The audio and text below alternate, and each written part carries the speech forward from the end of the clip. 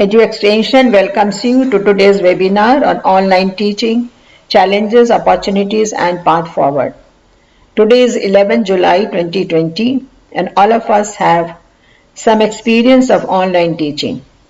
So in this webinar, teachers of India from different boards and different cities are also going to share their experiences.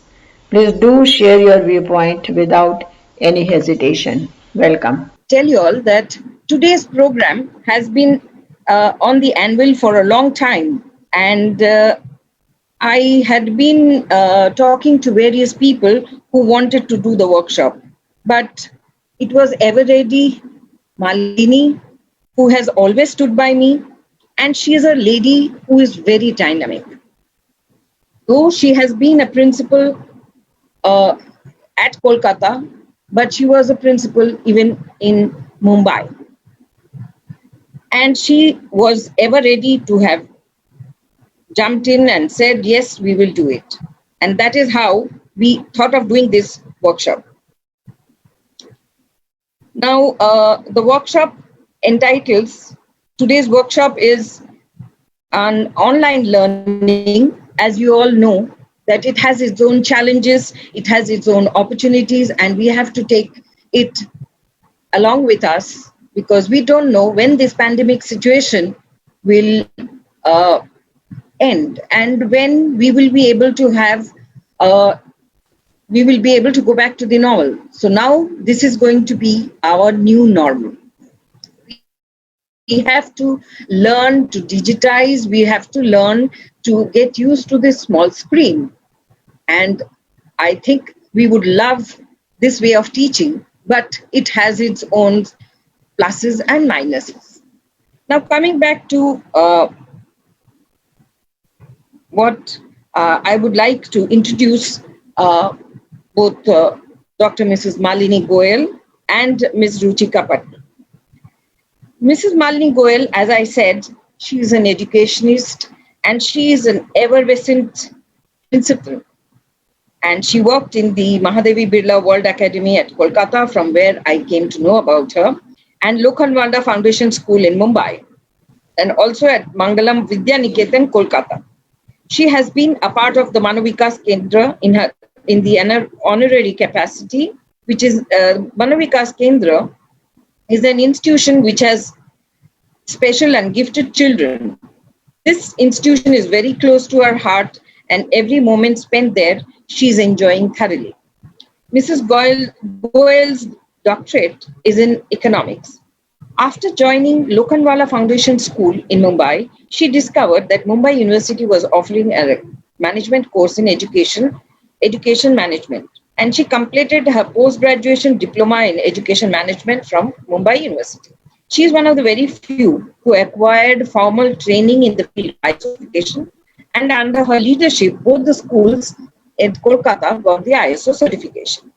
She occasionally writes in the newspapers and is very fond of traveling and writing poems. And as you know, she is very good in conducting trainings for teachers. A warm welcome to you, Malini, and thank you for all the help. And I also would like to introduce Ms. Ruchika Patni.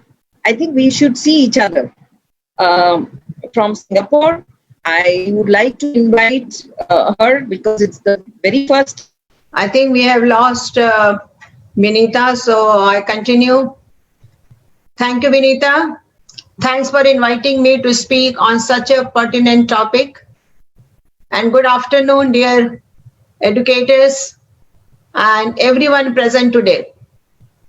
Welcome you to this webinar on online teaching, challenges, opportunities, and path forward. Since our childhood, we have heard about correspondence courses in which hard copies of lessons would be delivered to the children. With passage of time, it became available via email.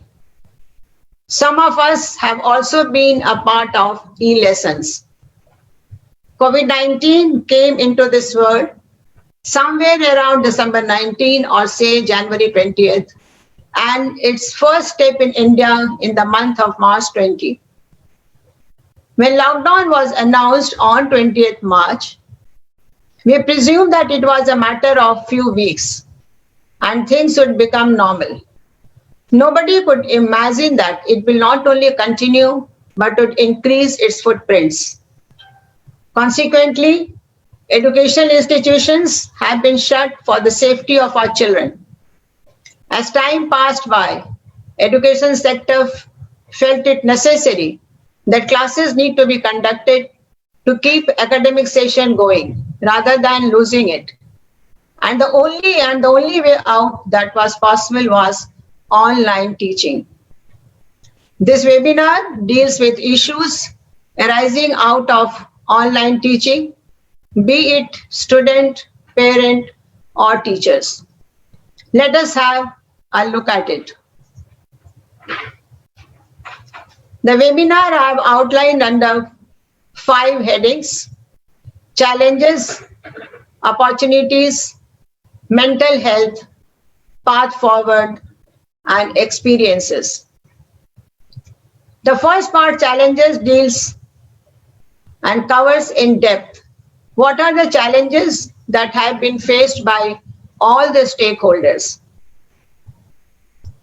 Before going for the opportunities, I would like to quote Jawaharlal Nehru, who said, crises and deadlocks, when they occur, have at least this advantage, that they force us to think. So we will be looking at the opportunities offered by online classes under this head.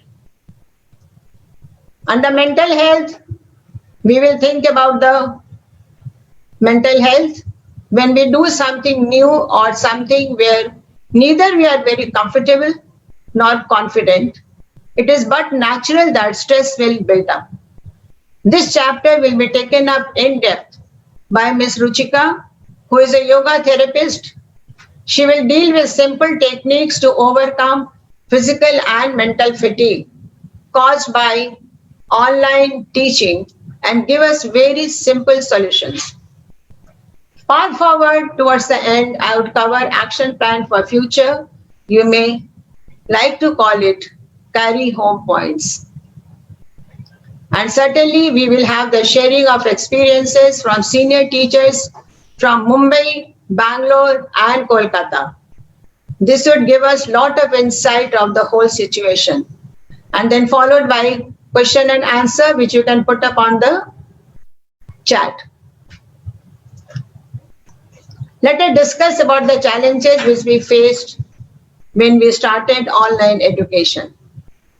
The very first one is mindset, technology, motivation, social skills, educator under scanner, privacy, and wellness. There could be some more challenges which would pool in our discussions through this interactive session. Let us think, what is mindset? I can't do it syndrome. It is human nature to raise self-doubts whenever we face a new situation. Can I do it? No, I can't do it. But why? Because I've never done it. I'm not trained for this. So we are caught into I can't do syndrome. Today, totally different from existing teaching pattern. It is also true that something very new has come up. Till yesterday, we were teaching with the help of textbooks in a formal school atmosphere, and now there is a sudden switch. Suddenly we are asked to do online teaching without formal training. We are likely to be tripped. If we have faced similar dilemma, it is very natural. So do not worry about it. Just move forward. We move forward, but what were the challenges of the technology? Let us accept the fact that most of us were comfortable teaching through smart boards and preparing PowerPoint presentations. We also had the feel of technology, but not the formal way how to teach online. Even the infrastructure we have was inadequate. The other big issue is having computer either in the form of desktop or laptop. Most of the houses have one computer per family and maybe working members have dedicated laptops. And the fact remains that these laptops may be outdated in terms of processor or RAM. Old laptops even do not have built-in camera. Many homes in India, even today, do not have a stable Wi-Fi. Via phone, we try to connect to the network, but this has very frequent disruptions. Majority of our homes do not have printer as well. Sometimes there are issues with the machine and it is a challenge how to fix it. We all stay in flats by and large. Some of us are in joint family and everybody does not have a room to his disposal. Under such circumstances or otherwise, to have a room dedicated for my own online class is a very big challenge. And remember, all working members in the family who are required to work online also want a room. My children also need quiet place or room to do their lessons or attend their online classes. This leads to net shortage of rooms in the house. The biggest challenge of online education is motivation. There's a very famous saying, motivation in life is what gets you started, and habit is what keeps you going. Motivation is the force which pushes you to perform, and a child needs it most. A pat at his back, a word of praise, a warm smile, eye-to-eye contact really motivates the child, which is completely missing in case of online teaching, especially when class is big, as a teacher cannot even see properly faces of all the students. And think in such a big class, there's every risk of a child getting isolated. A classroom helps a child to learn from his friends. Here, in case of online class, a teacher cannot gauge the progress, and at times the child goes into isolation. In a classroom, a teacher can detect it and take corrective measures. But in case of online teaching, it becomes very difficult. It becomes difficult to hold on our students' attention as there is not one-to-one interaction. We can't even capture the facial expression of our children.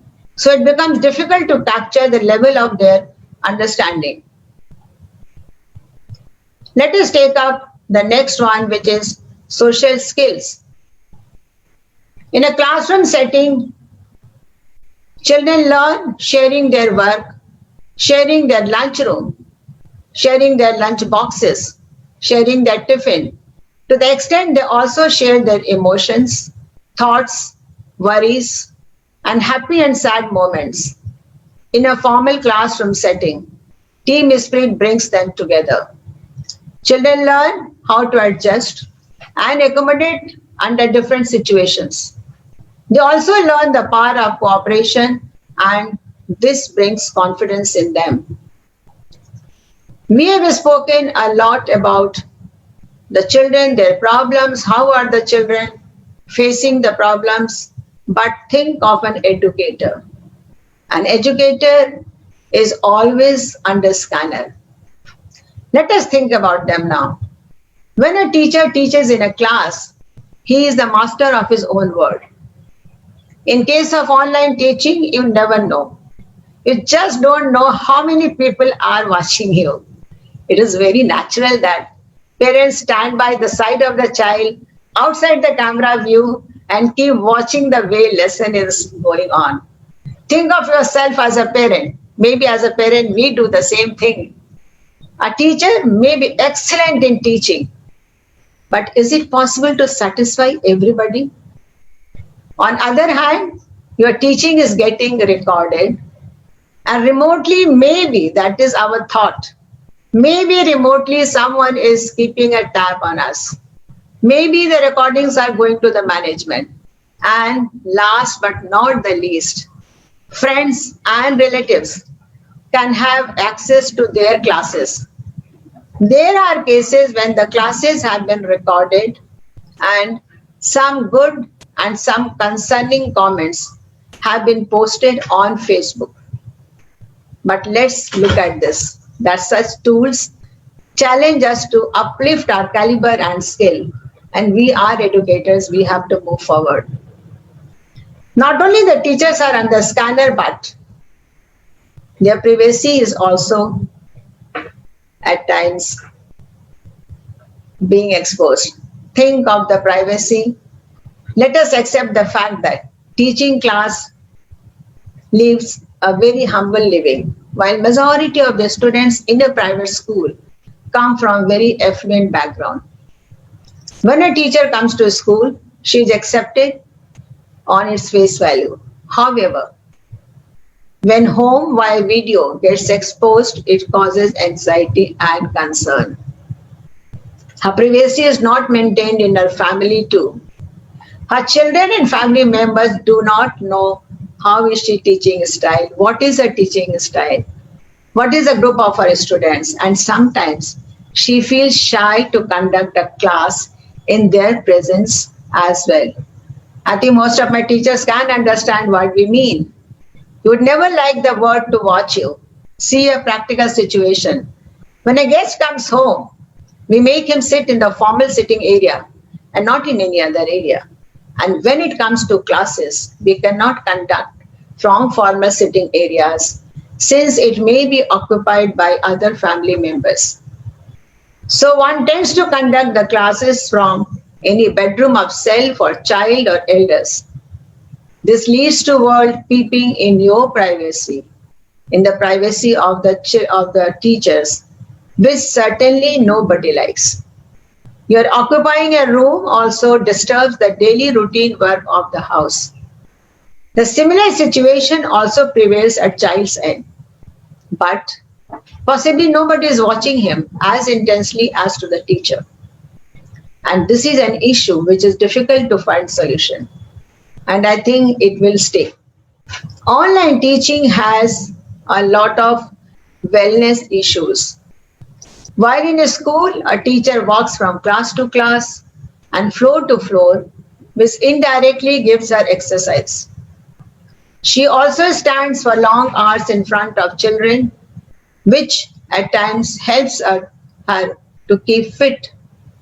Online classes lead to strain on eyes, neck pain, backache, obesity due to exposure to blue light, wrong postures, no mobility for long hours, and also due to anxiety and stress while preparing lessons and dealing with several challenges. While teaching online, a teacher is multitasking, which is very, very stressful. The same applies to students as well, since the school life indirectly or directly results in physical exercises, sports, as compared to online teaching, which leads to sedentary lifestyle. This part will be taken in detail by Ms. Patni. Let us think of the opportunities. Look here at the host of advantages which the online education has brought. You are the master of your own time. Imagine there are no fixed timings that you have to reach the school at that time and leave the school at that time. You are traveling. Suppose you have to go and attend a friend's marriage. You have no stress. Just open your laptop and take your class rather than take long leave to fulfill social commitments. Children can also attend the classes from anywhere. In high classes, there is no limit of number of students who can join your classes. We know during this period the classes had been merged so that the teaching time on computer reduces for the educators. You can pool resources and deliver better contents to your students. It's so simple and so easy to do when you go for online education. You can serve more than one institution. This is a very big opportunity for the educators, because if you are online and traveling time is not there, you don't have to be present in person in a particular institution. You can serve 3-4 institutions online. In some special or elective subjects where number of students are less, few schools can get together and online, and one teacher can take the class. This way, all schools can offer all the branches of study. Let me elaborate little on this point. What happens when classes 9 and 11, when the question of elective subject comes, and if the number of children are less, suppose we want to give home science in class 11 and there is only one student. Now it doesn't become cost effective, and it becomes difficult for the school to keep one teacher for one student. Now in this case, suppose 4 institutions, they come together, and if one institution has 1, another has 4, another has 5, so 5 plus 4 plus 1, 10 children can be taken by only one home science teacher. This is a very, very big point of the advantage of the online teaching. After all, you can work beyond current retirement age, because working from home doesn't need any kind of physical exercise, physical fitness much. So if you are mentally alert, you can take your classes from home also. So there is no age bar once you start taking your classes from home. Now there's a long list of opportunities. No need to spend 4 hours in traveling or getting ready. Spending your time in front of the almirah, in front of your wardrobe, what to wear today. No need to sweat in summer, face waterlogging or bitter cold. You can work from the comfort of your own home. Thus you get more productive time. The other day I was talking to one of my teachers, and she said, "Ma'am, I'm used to get dressed up and get ready by 7 o'clock. Now, though my classes start from 9 o'clock, I find it very difficult. So I get ready at 7 o'clock, and those 2 hours I'm just spending in doing the research work. Because those 2 hours I'm spending on traveling. Now I don't want that to be absorbed in home, getting household work. So those 2 hours I am spending on research work. Think of the productive hours when you are working online. In the long run, online teaching may turn out to be more effective in terms of infrastructure, recruitment, or number of students, but there is a complete flexibility. Maybe infrastructure can also be shared. You can spend more time with your family. Online teaching brings a big relief for young mothers, as they can take care of home and work side by side. They need not to quit the job. This I've experienced so much in my teaching career, that many of my friends, many of my hands, my teachers, they had to leave the job because as a new mother, there was nobody to take care of the child at home. And then some teachers could come back, and some teachers, they could not, because the family, there was nobody to support the young child, to support the family, and they had to quit the job. Online learning has given us an opportunity to teachers to learn new technology and raise their own bar, which otherwise they would not have thought of. Do you think that if this online teaching was not imposed on us, we would have been so much friendly with the online teaching? So at times, when something is imposed on us, I think it works as our strength. We have done about the opportunities, the advantages, and now I request Ms. Ruchika Patni, to explain and show us the techniques which will keep us mentally and physically energetic. But before that, I think we lost the connectivity at that time. I would like to introduce her to you all. Ms. Ruchika Patni is from Singapore. She is the CEO and Director of Yoga Library. Yoga Library offers teachers training courses in yoga, meditation, Ayurveda, and sound healing. Ms. Patni has built a team of therapists who conduct therapy classes for psychosomatic diseases, including arthritis, diabetes, hypertension, obesity, back pain, knee pain, and asthma.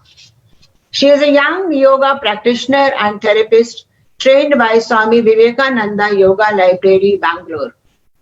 Ruchika has been a star student in London School of Economics, but her vision is to take yoga therapy to the world and has been coordinating the activities of Asian Yoga Therapy Association by organizing conferences, retreats, and workshops. She has been leading the International Day of Yoga in Singapore with the High Commission of India for the last 3 years. Ruchika, may we invite you to please let us know and brief us how to keep us mentally and physically energetic when we are taking online classes. Thank you, Dr. Goyal. Good afternoon, everyone. It's an honor to be a part of this webinar. And thank you, Vinita ji, for organizing this webinar. I'm not sure if you've joined back into the Zoom yet, but thank you so much for organizing this webinar. Now, today I will be speaking about yoga and the practices which can help in the current situation of online learning. All of you must be knowing what is yoga.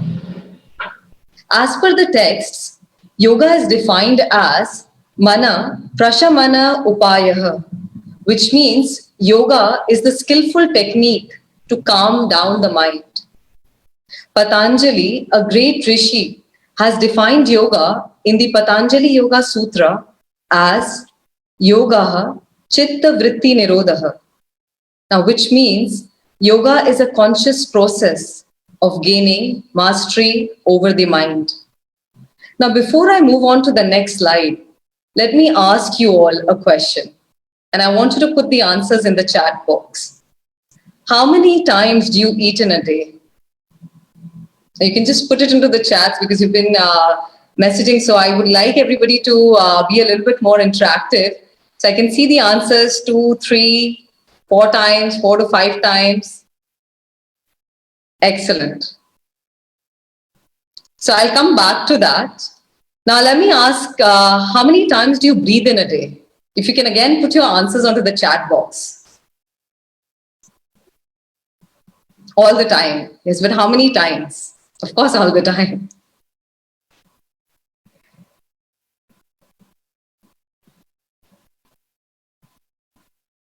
Four times. Wow, that's very interesting. Infinite. Okay, excellent. Countlessly. Okay, very nice. So we all know how many times we are eating, but we do not know how many times exactly we are breathing. We breathe about 20,000 times in a day.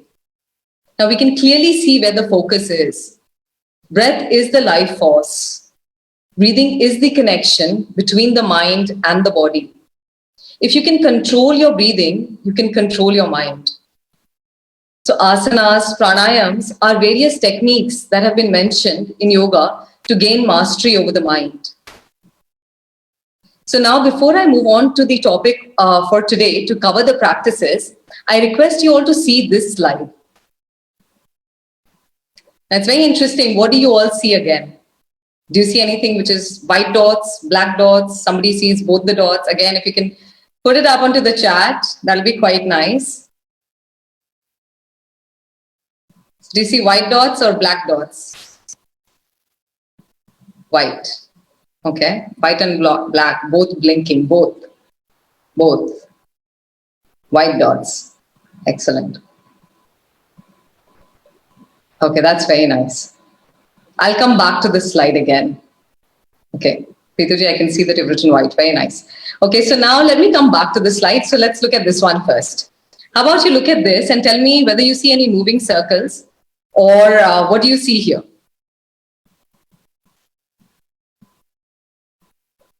So yes or no, do you see moving circles? Static, do you see moving? Yes, nice. Okay, so a lot of you are seeing yes, somebody said static. So, okay, now let me first come back to the previous slide. Into the one, yes. So now I request you all to look at this, gaze carefully at this slide. Now, without losing your focus, I just want you to look at one point in front of you. And just keep gazing. And I now want you to see whether you see a white dot, do you see moving dots? I think most of you would now agree that if you look at a point, yes, see, I can already see the answers. So it is white. So if it's still moving, you're not focusing. Yes, exactly. So I see only white. So if you are able to focus, you see only white dots right now. Now let me come back to the next slide. Okay, now once again, gaze at this slide, and if you can again put on the chart, what do you see? Do you really see the circles moving? If you just keep gazing at a point, focus, no. So I'm already seeing no's. Look at that. I'm already seeing like a few answers which are saying no. Very nice. So most of them had said fixed, not moving. Excellent. So from here, let me move on to my next slide and I'll conclude. So we can clearly see that with the stillness of the eyes, there is stillness of the mind. So if you focus your eyes, you can focus your mind. So here we understand the relevance of focusing, relevance of the eyes. And previously we have understood the relevance of breathing. So now I'll move on to the actual topic for today, which is the practices, which are going to be beneficial for the online learning. So we all know that the online learning, long hours of screen time, eyes get very tired. So we'll look at a very simple technique which will help us to relax the eyes. And let us practice this together. You can do this comfortably at any place you're sitting. For palming, bring both your hands together, rub them nicely, make them warm, and cup your eyes. Keep your eyes closed between the palms and feel the warmth in your eyes. Keeping your eyes closed again, rubbing your palms and cup your eyes. Giving a nice relaxation to the eyes. Releasing your hands and with a blink, open your eyes. So this is a very simple technique, can be done many times during the day. You can do it between your training sessions, teaching sessions, and it'll help to reduce the pressure of the eyes. Now on to the next slide. So I wanted to highlight in this particular slide, if you look at on the left side, you see that the posture that we normally are in, which is the incorrect posture, hunching of the back, straining our neck, our wrists are not in a comfortable position. Our shoulders are also rounded. And on the right side, what you see is actually the right posture. Understand the difference between and the wrong difference, having any kind of like back, neck, shoulder pains. So if you use if you use this incorrect posture, you may develop cervical, neck issues or back pain. So now I'll just go through some practices which are going to be helpful for you to just relieve your neck, back pain, and your shoulders. So we'll start with some neck practices. Let us do this together if you're comfortable. Moving your neck to the right, as far as you can see, and then slowly start moving your neck to the left. Again, see as far as you can, coming back to center, to your right. Feel the stretch in your neck muscles, and then slowly moving your neck to the left. Coming back to the center, and then tilting your neck to the right side, coming to center, and then to your left. Feeling the stretch in your neck muscles again, coming back to center, tilting it to the right, as far as you can go. Avoid lifting your shoulders here. So just moving it to the right, coming back to the center, and then to the left. Come back to center. Now from here, moving your neck all the way up, feeling the stretch in your neck, and then moving your neck down, chin to your chest. Making your practice slow, again moving your neck up, and then down. Coming back to the center and release. Practices can be done 5 times and can be done multiple number of times during the day.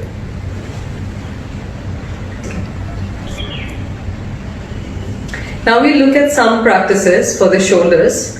So with your fingers you can make a cup, bring it to your shoulders, elbows in front of your chest or as far as it is comfortable for you, and then start lifting your shoulders up, making a rotation, then bringing your elbows back to your chest.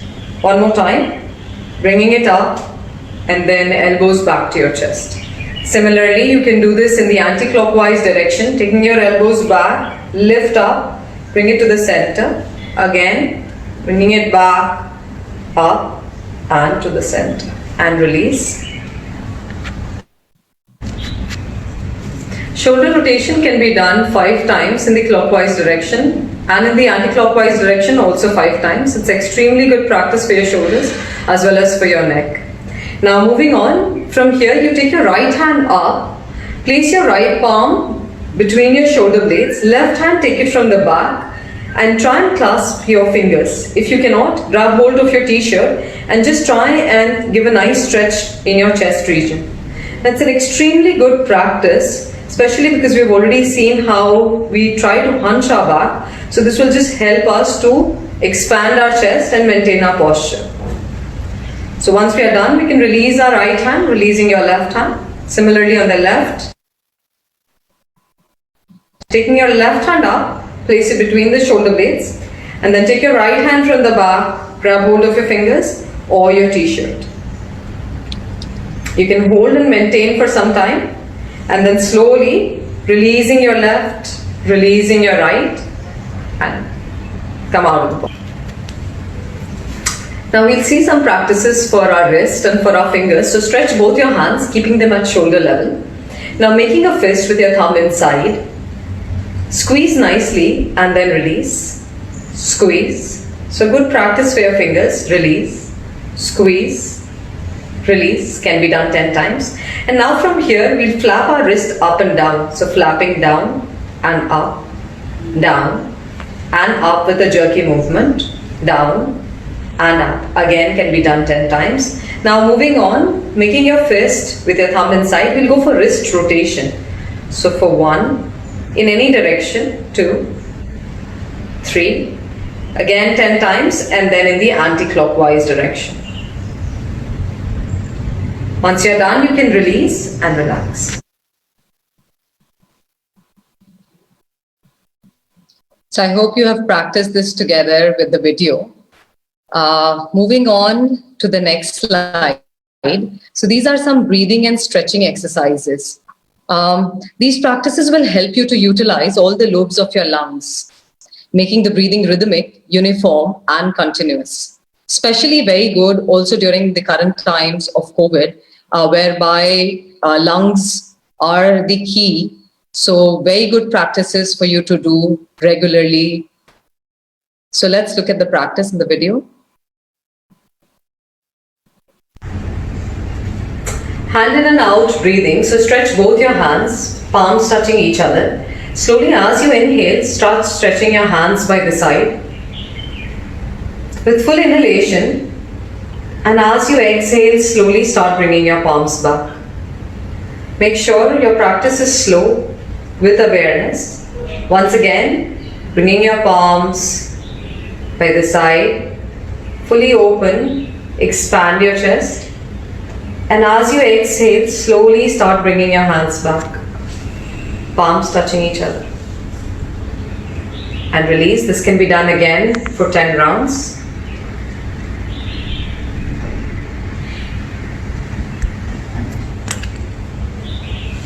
Now from here, interlock your hands, bring it to your chest. Elbows are completely relaxed. Now as you inhale, slowly start stretching your hands forward.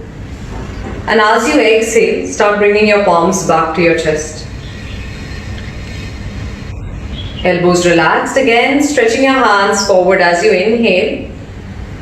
As you exhale, start bringing your palms to your chest and relax. Now the same practice can be done at 135 degrees. As you inhale, stretch. As you exhale, bring your palms to your chest. Also can be done at 180 degrees, inhaling, stretching your hands up fully. And as you exhale, slowly start bringing your palms to your chest and relax your elbows. Each practice can be done 5 times. So 5 times at 90 degrees, 5 times at 135 and 5 times at 180. From here we look at another practice. Stretch your leg forward, fully lengthen, and as you exhale, you bring your leg back. With your left inhale, stretching your leg forward, exhaling, bringing your leg down. Now again inhaling, stretching your right, bringing it back, exhale, inhale left, exhaling down. An extremely good practice for your knees. You can do this while you're sitting on a chair.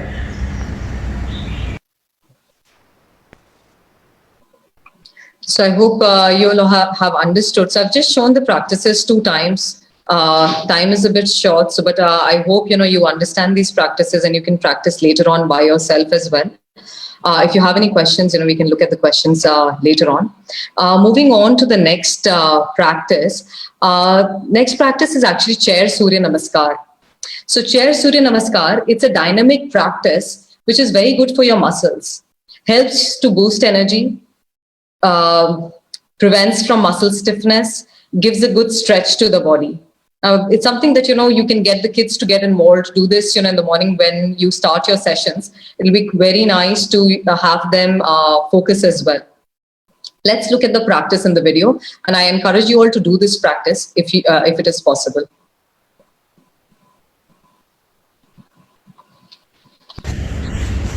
Inhale, stretch your hands up, bend back. Exhaling, bending forward. Inhale, take your right hand, interlock your hands to your knee. Bend back, drop your neck. Exhaling, bringing your forehead to your right knee. Inhale, place your right leg down, stretch your hands up, bend back. Exhaling, bending forward. Inhale, lifting your left leg, interlock your hands, bend back, drop your neck. Exhaling, forehead to your left knee. Inhale, place your left leg down, take your hands up, bend back. Exhaling, bending forward. Inhale, come up, bend back. Exhaling, hands to your heart and release. So that is the Chair Surya Namaskar, can be done multiple number of times. Moving on to the next. So we have now the last one, which is the pranayam. Coming from India, I think all of us understand the importance of pranayam, and I've already explained the benefits of breathing.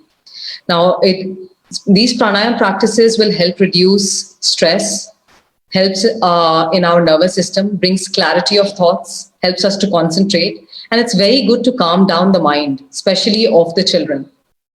So let us look at this practice of Anulom Vilom. But before I get into that, I'll do one last.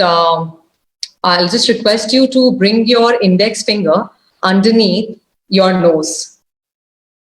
So if all of you can do this together with me, it'll be helpful because I want you to answer after this. Now inhale deeply and exhale completely through your nose. Now I want you to observe which nostril is more active. Now, who is breathing from your right nostril? Who is breathing from the left? If you can again put up your answers in the chat box, it will be very helpful. Right. Somebody said left, somebody said right. If you don't reply on the chat box, I'll assume that you're not breathing at all. So keeping any jokes apart, you're actually breathing out of both the nostrils. It's just that one nostril is more active at one particular point of time in the day. Right side indicates Surya and left indicates Chandra. So sun and the moon. So depending upon the time of the day, depending upon the body temperature, whether you've had food, depending upon the climate, this keeps changing. So pranayam is a technique which helps us to bring a balance between the both, especially alternative nostril breathing. So now let us look at this together. So from here, you can come into Nasika Mudra. You can see me on the screen. So fold the 2 fingers next to your thumb. Use your thumb, place it on your right nostril. Exhale the balance air from the left. Now inhale from your left. Use the 2 fingers, close your left and exhale from your right. Inhale from your right. Use your thumb, close your right nostril, exhale from your left. Now, this is one round of Anulom Vilom. You don't need to force yourself to do this practice. Make it comfortable and as much as you can breathe. You all can't see my screen. Okay, maybe there's like a small screen on the top. I'm not quite sure. I don't know about, we can, okay. So that is alternative nostril breathing or Anulom Vilom, which we can do 27 times. You can do 4 times a day. You can do it at any times. Avoid just doing it after your meals. So the next practice I'll be demonstrating is Bhramari. Now, Bhramari is a sound of a female humming bee. We've seen the benefits of Bhramari, which helps to reduce the tension, stress. Now, let us practice this. You bring your thumb, close your ear completely. Now, you can use your fingers, place them gently on your eyes. Don't press them very hard. Press them gently on your eyes, softly on your nose, not closing your nose, above and under the lips. Now, this is called Shanmukhi Mudra. Now, you inhale deeply and we'll make the sound of a humming bee together.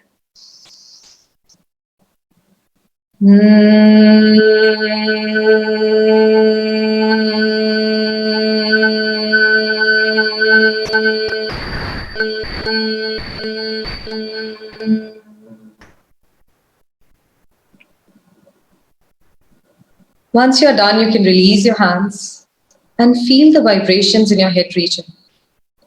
In the beginning, you might just feel it in your throat. Eventually, you will start feeling in your head. That's an extremely good practice for kids to calm their mind down. So you can do this in the beginning of the sessions, get their focus, because I see that focus is one of the challenges of online learning. Now, to summarize, I'll just go into the benefits of yoga. We have already seen it helps to calm down the mind, helps to concentrate, reduces stress, anxiety, extremely good for all psychosomatic diseases as well. So I hope with this, you all can incorporate this in your daily lives and also during your teaching sessions to help cope with the physical and the mental challenges that we all are facing in this particular time. Now, I saw some of you wanted the PPTs of this. So we can send you via email, or we can you can get them through our YouTube channel, which is on Yoga Library. If you just look that up, you'll be able to see we have already uploaded these videos, especially there. If you have any specific queries, it'll be nice. We can take them up at the end of the session once we have the entire. So much for listening to me and joining me in the session. Now, let me hand this over to Dr. Goyal to continue with the program. Thank you. Thank you, Ruchika. I'm already feeling relaxed and full of energy. I can imagine if we do it in the class, certainly the energy of the class will be very high, and even the teachers will be de-stressed.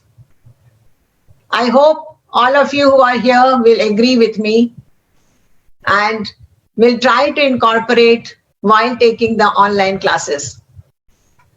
Now let us go forward with the path forward. What is the path forward? What is really going to happen? We have discussed about the challenges, we have discussed about the opportunities, but what we are looking forward is the path forward. What will be the future of this e-learning? As far as I feel, this is my opinion, as far as I feel, e-learning is going to stay, maybe with some changes in technology. There may be new coordinates which would emerge with passage of time. So teachers should spend time on continuous basis in keeping pace with this new system, this new technology, because that's the only way to keep pace with the world. That's the only way our children can keep pace with the world. So we have to embrace this e-learning, which is really going to be the new education system. But the fact also remains that no matter how much advance in technology takes place, there is just no substitute for books and classroom learning. Think of the comfort of having a book in front of you. A class where a teacher stands and teaching the entire class. I can imagine myself that I am taking you on this, but if all of you were in front of me, maybe it was different.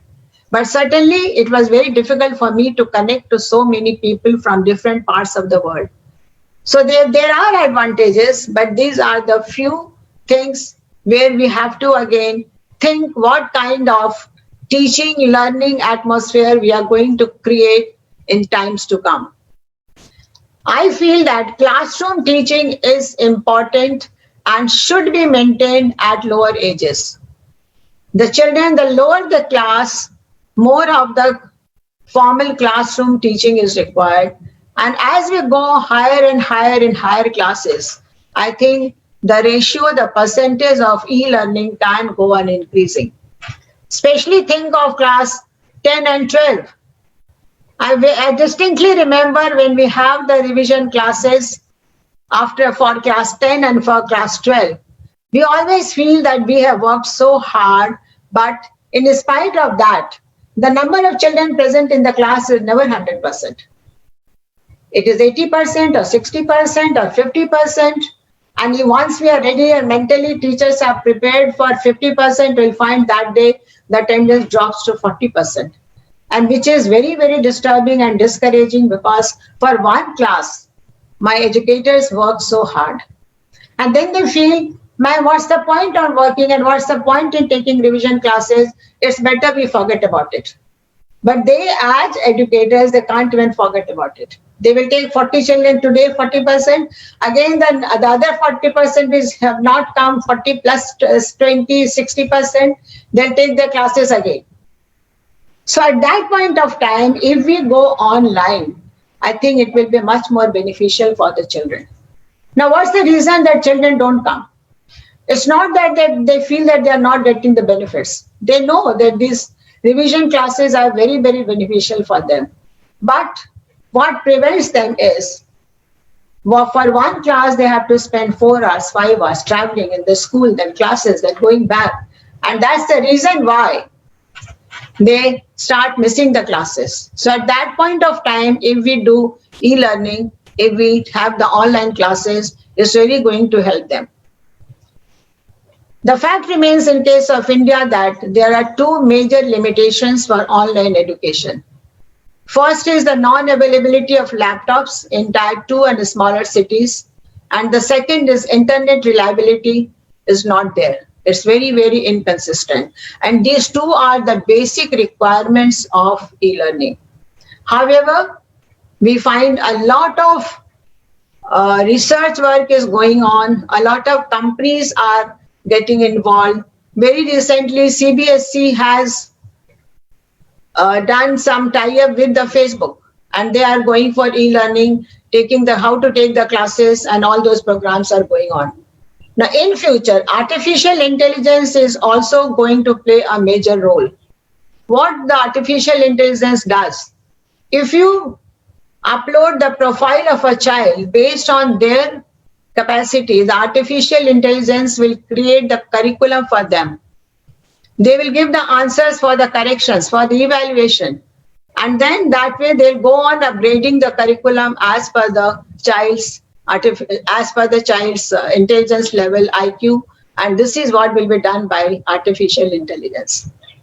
Before I conclude, let me take the points which we have discussed under challenges. What is the path forward for those challenges? The very first point was mindset. We have to accept that e-learning would stay in our life, and certainly we have to change our mindset. Everything starts with the thought. As we think that no, e-learning is going to stay, I think our mind will start working in that direction, and we will proceed further and further. And we have proved that we are doing it. The technology and as far as the technology is concerned, we have to invest and upgrade ourselves. Schools have to invest on creating e-learning infrastructure and invest in proper e-learning platform. Because currently many schools are doing with the proper platform, many schools are managing with the WhatsApp, with the Zoom. But if we go for proper platform like Microsoft or Google and all, I think it will be better. Motivation of students, there were many questions on emails regarding the motivation. So I will discuss this in a more elaborate fashion. Make the lesson plans very interesting. Add videos, audios, graphs, because different children have different traits. Some children learn with videos, some learn with graphs, some learn with charts. So try to incorporate all those while teaching online.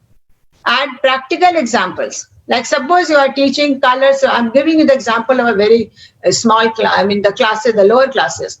If you're teaching colors, just tell them that, okay, before you come to the class, collect five things of red color, 5 things of blue color, 5 things of green color.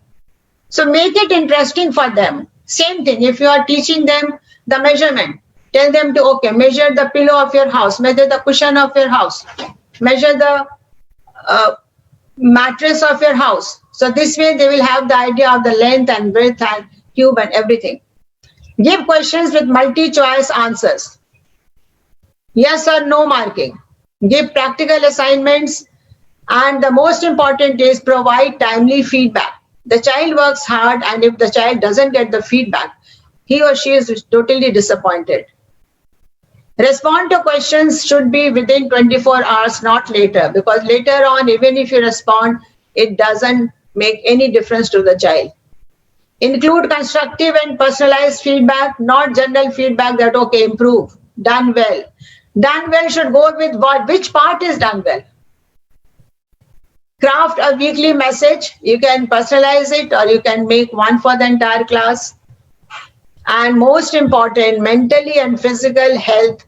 Add pranayams, add exercises, add the exercises which we have done right now. If you need the elaboration of that, you can send us the mails. We will respond to you. Ask them questions during the class. The other day I was speaking to the principal of Lokhandwala Foundation School, and she shared a very good way to keep the children in the class, because the teachers felt that some children logged out when the classes were going on. So what she did, they have put the roll numbers in a box. And the teacher, just by the lottery system, takes out one slip and says, okay, roll number 5 to answer, roll number 10 to answer, roll number 13 to answer. So that way each and every child is alert in the class, because the child doesn't know when in the lottery system her name is going to come up. You can spin stories. And lastly, the most important point which will drive everyone, a teacher is the driving force.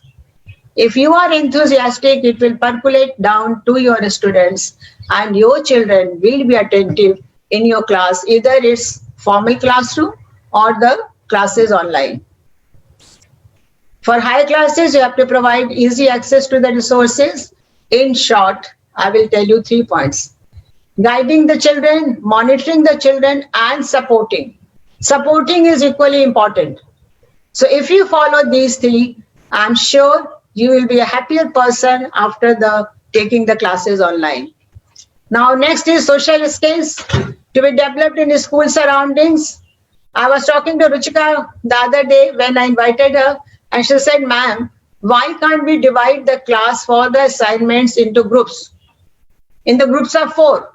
So that even if they do the assignment, they are chatting to each other, discussing with each other, and that way they will interact. And it is very good for the mental health.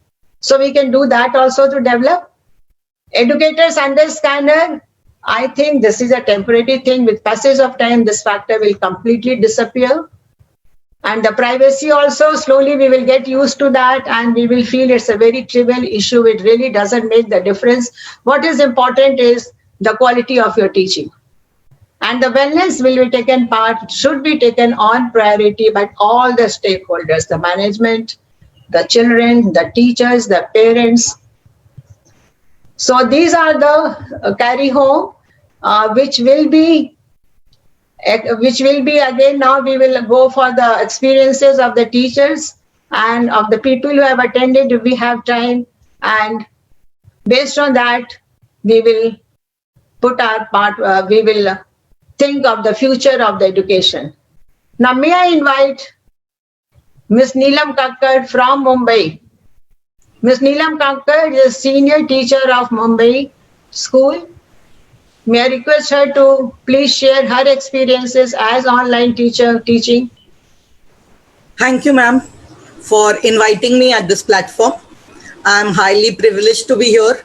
And if you say with the online experiences, I feel that it is a boon in disguise, which has come to us, the teachers, that we are moving ahead with technology.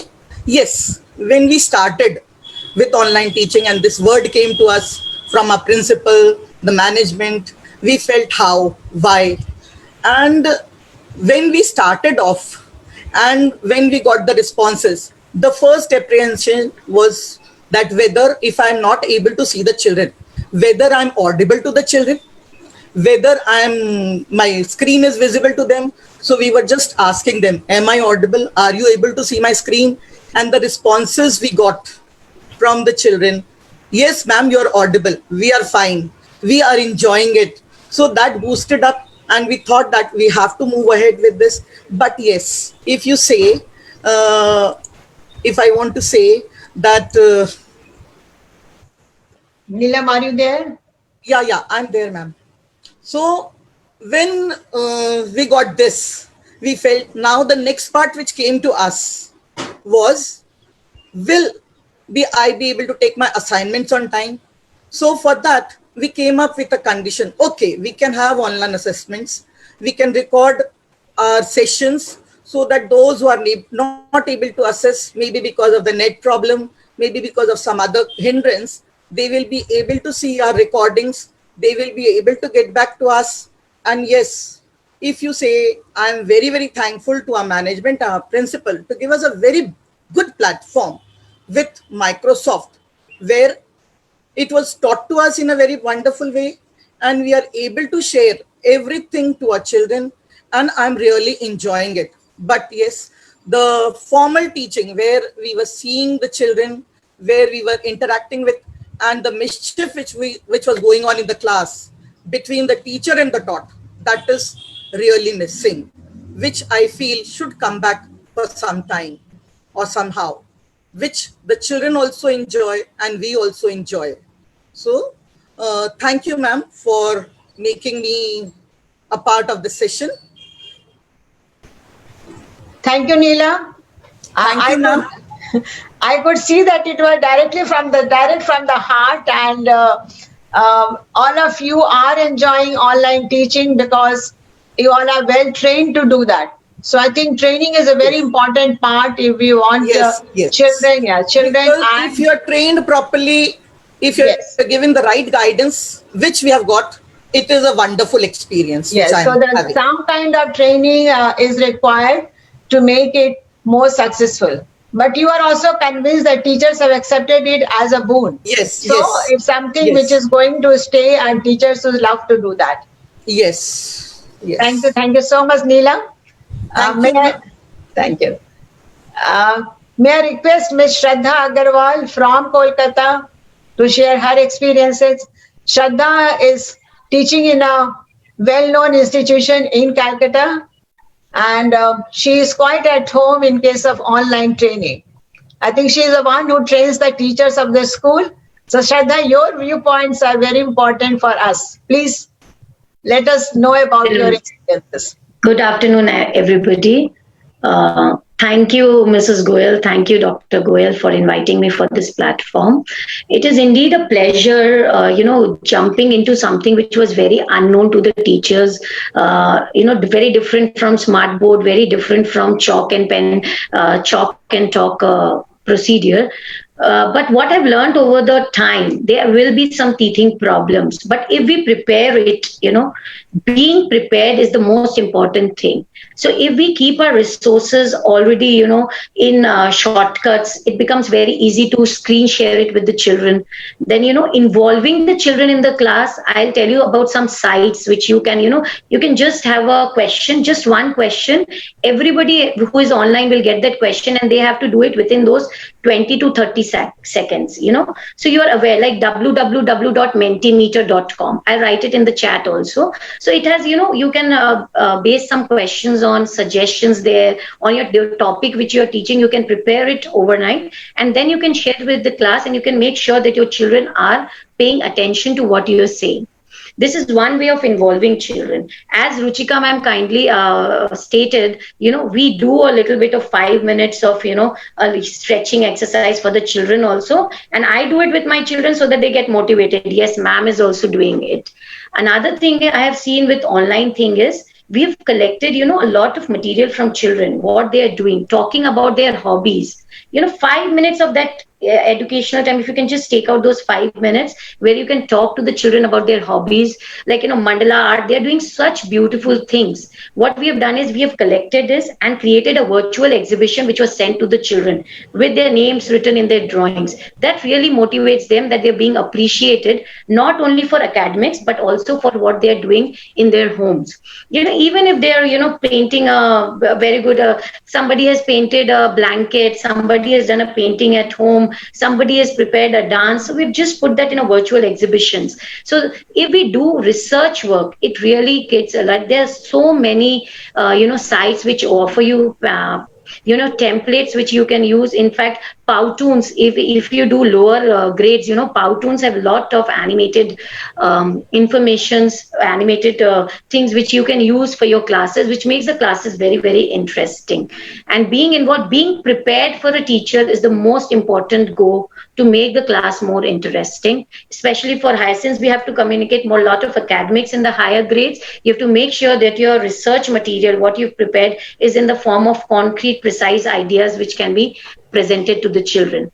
Again, talking about assessments, people have mentioned in the chat, Google Forms are being used. In fact, there are paid platforms also, unpaid platforms also, where you can set up your questions during the class, after the class, and you can get the assessment details. Thank you, ma'am. That's all. Thank you so much. Thank you, Shraddha. I think your idea of virtual exhibition is something very, very innovative, and this can be adopted by many of the schools. It will really motivate the children, encourage them, because their work is really going around. Everybody is watching their work.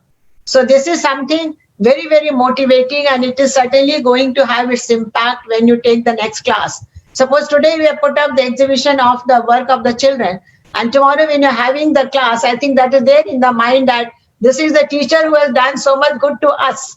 And you're certainly going to help them and help you in the next class also. And all the other site and all what you have given, I think we're giving it on chat. That's very good. Otherwise, you can mail it to us. We can mail to all the participants, those who are interested. Thank you so much for joining the session, Shraddha. Thank you, ma'am. Thank you. May I request now Mrs. OMP Singh from Bangalore. She is a teacher from an IB school, IB International School in Bangalore. I know her since so many years, a very, very efficient teacher whom the children simply love when she is in the class. They were already doing some online education, and now today she will be briefing us on her experience and how is the IB and online education is doing together. How is IB going ahead with the online education? Because I think many basic limitations what many schools have, like not having the internet and not having the proper technology or not having the laptops, these conditions are not there. We assume that every child is well equipped with all these three. So how is IB managing with the in the online teaching? Mrs. Singh, please. Yeah. Good afternoon and good evening, Mrs. Goel, Ms. Ruchika, and Ms. Benita Sarkar, to put me on this platform. Thank you very much. Mrs. Goel, we've had cherished memories having worked with you and traveled widely with you, and unforgettable. And a lovely mentor that you are. And thank you for putting me on this platform. I go by the opportunities of online learning, because we've used very productive time, absolutely robust plan executed, and very convenient timetable. And I really would like to share my experience. I'm an English teacher in the IB, and I take theory of knowledge also. We have novels, and a child has to study 6 novels at the higher level and 4 novels at the standard level. All novels are e-books. So we cannot buy books. So the shipping has stopped from overseas, from Cardiff.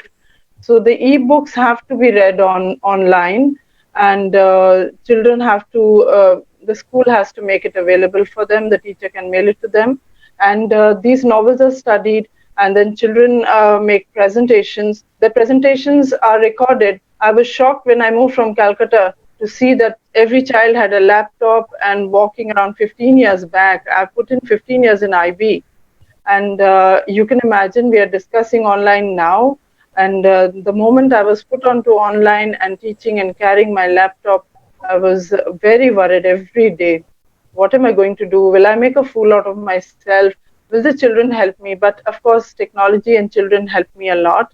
And presently, all classes are recorded by the Mac with the use of the MacBook, and everything that the teacher teaches. And we have very few children, around 14 to 15 in a class, and the teacher stands between all the children, amongst all the children there.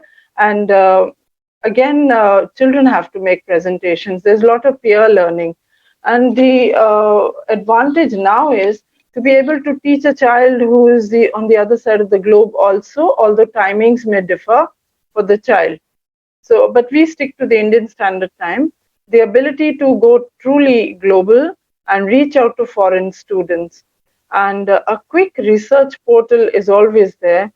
Children are very receptive. They respond and give presentations because they're marked on it. And another one thing is that we have college counseling also. That again is online. Guests from different universities are put on platform. We don't pay for their airfare and their cost and staying for hotels now. It's very, very convenient. Time is saved even planning, waiting outside somebody's office to invite somebody. And careers are easy to discuss, and inviting guests and reaching out people is far more easy. So IB is a completely collaborative learning and absolutely online from the beginning, from the time the curriculum started. And right now, it is absolutely robust. We need about 2 to 3 devices while we are teaching. And it is very enriching that now the children are receptive to whatever we are doing and understanding. Books are available, their work is online, and when it is online, the work is not plagiarized. They cannot do that because we tend to lock their screens. So that's the advantage of it. And I'm now very comfortable. Thank you so much for putting me on this platform, Mrs. Goel. Thank you. Thank you, thank you, Mrs. Singh. It's nice to go back to the memory lane and remember what lovely days we had together. Yes, you are carrying on in this journey of education with the IB without any, and we could see that the way the IB is working, taking this online platform, connecting with the different teachers of the world, connecting with the different facilities of the world, is really commendable. Absolutely. Yes. Thank you so much. Thank you so much. Thank you Thank for you. sharing your views. Thanks. And nice teachers on the panel here. Thank you, teachers. Thank you, dear. Thank you. Mrs. Sarkar, are you there still? I can't find you. Mrs. Vinita Sarkar? Mrs. Sarkar, I can't see you. Anyone would like to share the experience in very short, in 1 or 2 lines, please raise your hands and we will mute you. We will unmute you. Please raise your hands if you want to share. Anyone would like to share the experiences? Just raise your hands and we will unmute you. Aarti, are you there, Mr. Desai? Okay. Ma'am, I'm there. I think I'm being unmuted. Okay. Sona Naryani. Yes, Sona. I think you Welcome. all can hear me. Yes, Sona, we can hear you. And namaste everyone, Dr. Malini Goel, Ruchika ji and all others. Since we are from Lokhandwala Foundation School, a retired teacher, we follow this tradition, very Indian style. And although I'm not totally involved in teaching practically in the schools, now all the homes have become virtual classroom, so no problem. So as a matter of fact, I'm also taking online classes. I had been facing these difficulties but by the grace of the God and by little research, I could overcome. I'm taking very small groups, and although, as Dr. Malini Goyal already knows, I'm not very technically, I'm quite challenged rather, I would say, but trying hard and able to cope up and have started enjoying these classes now. Because I have very small groups of five children at a time. And Mrs. Singh, I'm also taking English as a matter of fact. Yes. Oh, wow. And imagine a BSc candidate who took a twist towards English language and taking English classes for 7, 8, 9, 10 ICSC board. Wow. And I'm really, it's a pleasure. I'm really enjoying it. You know, teaching this wonderful. sphere. Of course, I have to work very hard for that. But yes, I'm able to cope up, and children are satisfied. Most importantly, children are very happy. Yes. So that is giving me immense satisfaction. Children are very receptive. Yes. Very true. Thank you so much, Dr. Goel, for giving me this opportunity to at least interact with all of you. And it was nice seeing you after a long time. Thank you so much. All the best to everyone. Thank you for sharing. And if you can do it so well, I can imagine the kind of work that teachers can do online. Exactly. You are very efficient, very hardworking, and you are always ready to take challenges. I think that's your hobby which has brought you up so far. We were very lucky to have you. Yeah, Mrs. Goel, the new challenge is going to be no retirement. Yeah, retirement may open so many windows and doors to take up the new challenges and do well in the. So that's important. Yeah. But of course, I must add on that even LFS teachers, as in when I required, everyone is trying to help me out. That's lovely. That's lovely. It's a great cooperation from them. Thank you. Thank you. May I now invite Rekha? I think Rekha ji wants to say something. Rekha ji. Anita Agarwal, please ji. Anita ji, are you there? Ma'am? Yes, Anita, please. Yes, ma'am. So, a quick one. So, I've been an ex-student of Mahadevi Birla, and I cannot miss this opportunity when I see so many of my ex-teachers there to thank all of you. So, I just want to say in a few words that now I'm a working mom, and I can imagine the kind of challenges the teachers are facing also, because they are also mothers. So, they also have their children to manage. I'm sure, and they are studying in different schools. So imagine that plight of the teachers. So right now when I am talking, there is one teacher who's taking care of my child and teaching her Marathi, which has not been her native language. I want to thank all the teachers. Excellent, ma'am. Thank you so much. And we are trying our best to, inculcate the same thing in our children, what you have given us. And it's an amazing thing. We never imagined that this online platform will kick off so well. So thank you again, ma'am. Thank you, all of you, all the teachers present here. My heartfelt thanks to all of you. Thank you, ma'am. Thank you, Anita, and nice to see you as a mother. I still remember you in the school uniform. Thank you for joining this session. And can we invite now Mrs. Rani D'Souza? Rani is the one who logged in as the first person. Rani, where are you? Ma'am, right here, right in front of you. Yes. Good afternoon, everybody. It's a pleasure to see all the LFS teachers, Sona ma'am and Aarti, and I can see some of the cams are off, and I've been saying hi, why aren't putting your cams on? It's a blessing to see all of you all today.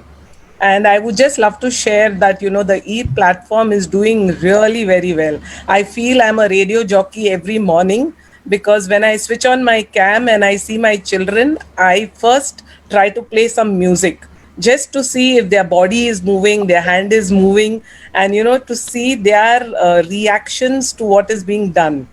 Likewise, I remember Goel ma'am saying that, Aarti ma'am uses roll numbers. So similar to that, we have name pickers. We have all the children's names put on popsicle sticks, and we pick out each name and we try to see if the children are alert or no. We also have a pinwheel, a spin wheel, which is online, and we use that also, and children really enjoy. There are a lot of different sites like Mentimeter, as mentioned. There's Nearpod, which is free, and Nearpod has got a lot of activities. There are a lot of virtual field trips you can take the children to, and children really enjoy because there are a lot of activities on Nearpod.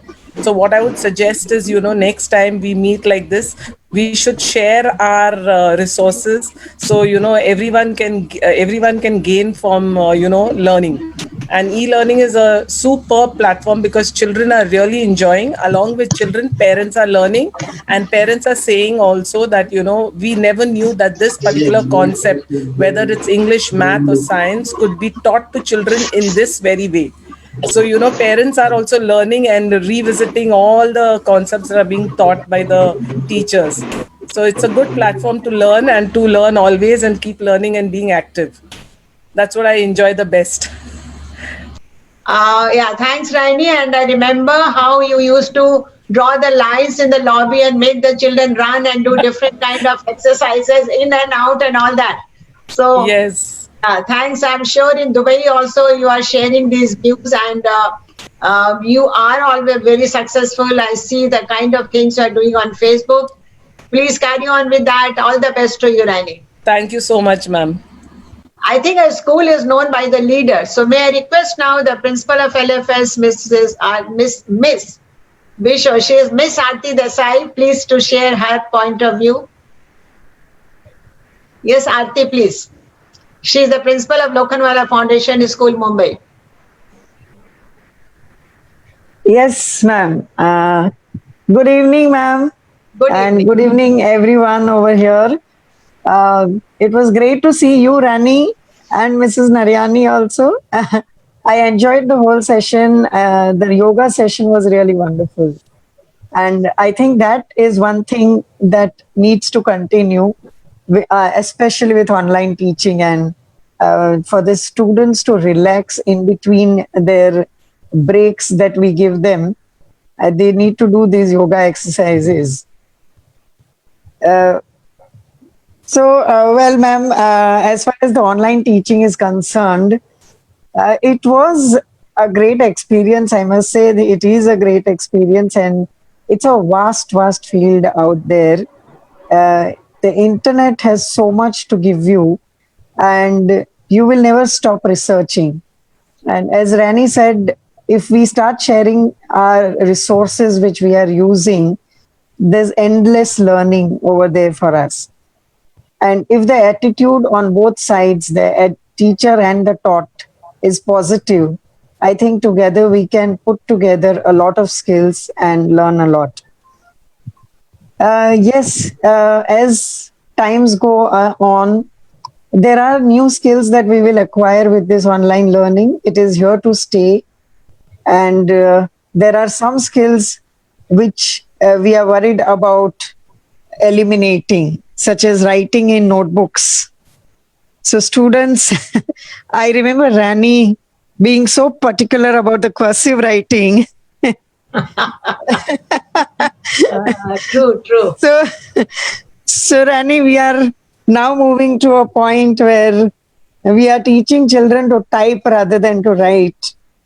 And I've been trying to look for ways and means by which kids will be able to answer questions online, because the little ones, especially the little ones and even the older kids, as far as Hindi and vernacular languages are concerned, typing is difficult for them.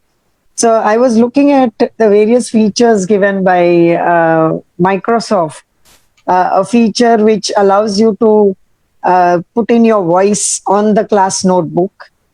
So the child, I've told the teachers, write your questions and tell your children to use that record voice option and let them speak the answer instead of write the answer. But of course, then you can't check their spellings. And who knows, in the future, children will not require their spellings to be checked, because people are just moving online and they may never be writing. They may only be using the Microsoft Word to write their letters and write everything. So we are moving into a new world and gaining different skills, forgetting a few skills and learning some new ones. Thank you. Yeah. I think this it's required, and the best part that I was very happy about in this whole exercise was, with all the hard work and everything that we did, the teachers came back to me and they said, "Ma'am, we never knew we could do this, and we are so happy." And the best part is teachers had not felt that they will be able to teach so well online, and that the kids will respond so well. True. So we got a much better response. In fact, surprisingly, a very good response from kids, and that was really heartening. Thank you, Aarti. Really briefing. You are a leader, and especially in the field of online learning, I can see what all you must have done in the school. And you were always very friendly with the computer work. So thank you so much. And I can really see one of the biggest advantage of online is we started the class we had the seminar for 1 hour, which is really, we have exceeded the time. Still, we can all get connected. But I feel some of you must be feeling it is more than 1 hour. But again, this has proved one of the biggest advantages of online teaching or online learning or online meeting ground, whatever it is. I just request all of you to, if you have any questions, any queries, you want to know any details about the yoga, about anything, please write the mails to us. We will respond to that. And thank you all for joining this session. I'm really sorry, Vinita Sarkar, I can still see she is not there. Maybe some internet problems. That proves another point of us that for online learning, internet availability is a must. So many points have been proved during this entire session. Thank you all for joining us. If you want more classes, then please write to us on the mail about the subject matter in which you want to have the classes and want to interact with each other, and we will certainly respond to that. Thank you so much to all of you for joining and sharing your views and making these 2 hours successful learning hours for all of us. Special thanks to Mrs. Sarkar for organizing all this, for inviting me, inviting the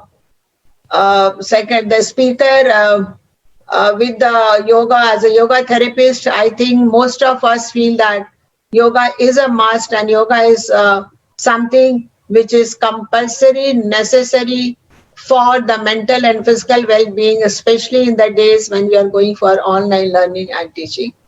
Thank you all. Thanks. Thank you, everyone. Thank you so much.